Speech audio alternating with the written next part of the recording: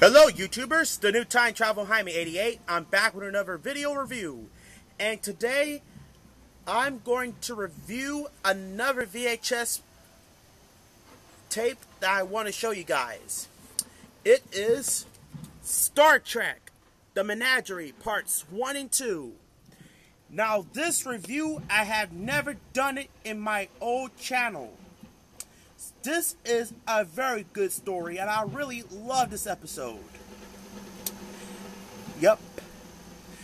This story originally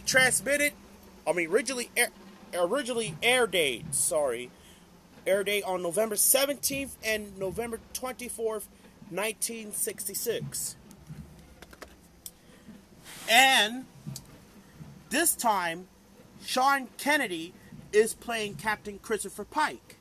So, the story when the USS Enterprise arrived on Starbase 11 and received a suspicious call from First Officer Spock reporting from receiving a former captain of the Enterprise, Captain Christopher Pike, who served with Spock for 11 years as he had been promoted to fleet captain when Kirk took over in 2264. So, Commodore Mendez is a Starbase commander that's been established and telling about what's going on with Pike. Pike was severely burned and paralyzed in exposure to Delta rays during the maintenance accident aboard a J-class training vessel. He doesn't know possibly sent the message. In fact, Pike used a wheelchair to operate by brainwaves, that he was unable to speak, only with communication with lights blinking. So, Spock has a plan to kidnap Captain Pike. So, by taking his regulation against Starfleet regulation and taking him back to Talos 4. Meanwhile, in Kirk's office, discovered that the log has been that Mr. Spock did not receive any message from Pike and can access Spock's involvement. So, the station's computer sneaks in and gives him Vulcan nerve pen to the technician, and sending the Enterprise a fake order that will be taken to Talos 4 under no contact quarantine. The questions will be answered. He protocols with his voice by using Kirk's voice to accept the strange authorized data. So, when Dr. McCoy came to the bridge, he told about Spock, well, this mission is forbidden. So, unfortunately on that, the Enterprise is on computer automatically. And then a shuttle came by, followed him. But unfortunately, they confined Dr. McCoy under arrest. So, unfortunately, Dr. McCoy confined Spock. He's under arrest and charged with breaking the Federation law. So the court-martial began in showing that the declaration of the active duty about what he has done. The footage of the Enterprise 13 years earlier by Captain Christopher Pike from the letting party coming down there. So at the end, they show Pike is kidnapped by the Talos 4.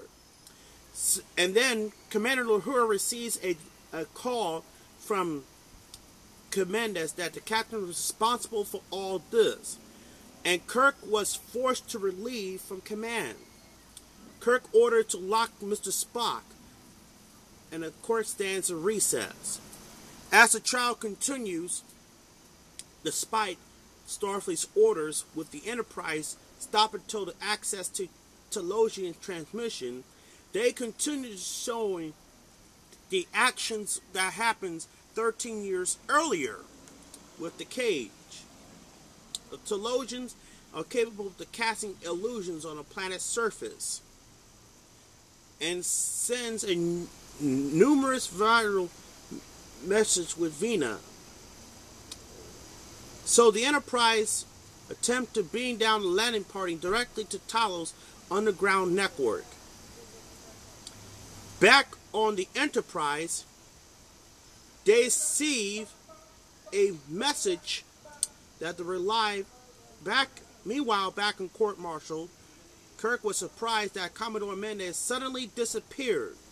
Presently, created by Talosians of Starfleet Command, who's been watching the trial footage from Starbase 11.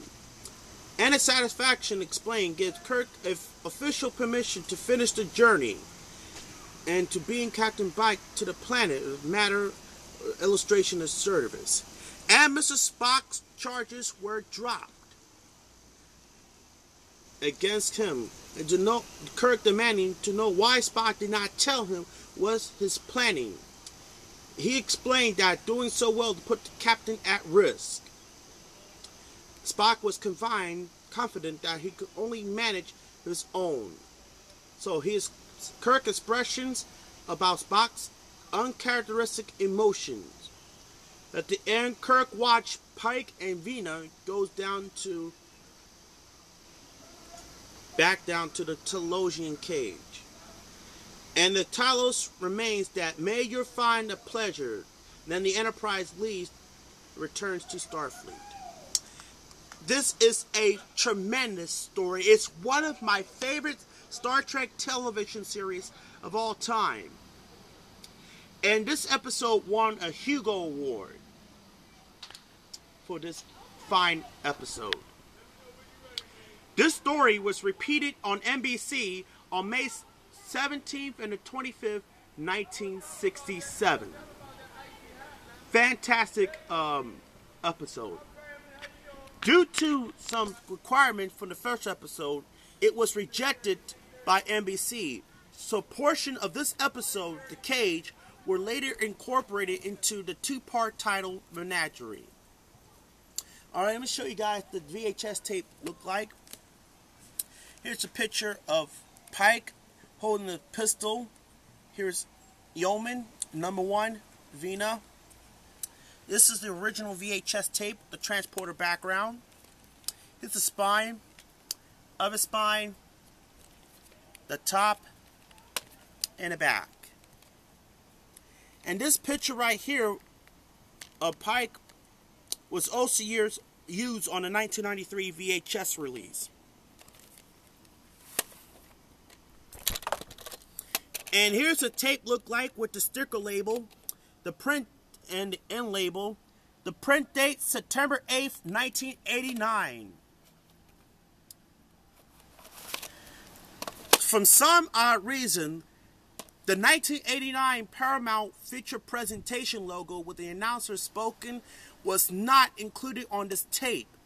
However, it still uses the Acid Trip Variant 1 color screen, changing background, warning screen, followed by 1982 Paramount Blue Mountain Paramount Home Video standard blue logo.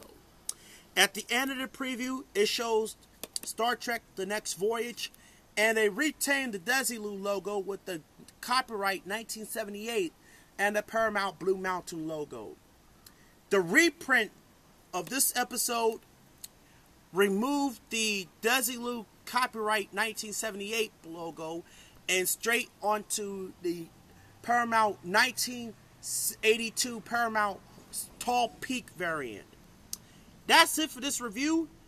Till next time, this is the new Time Travel Jaime 88 saying goodbye from now.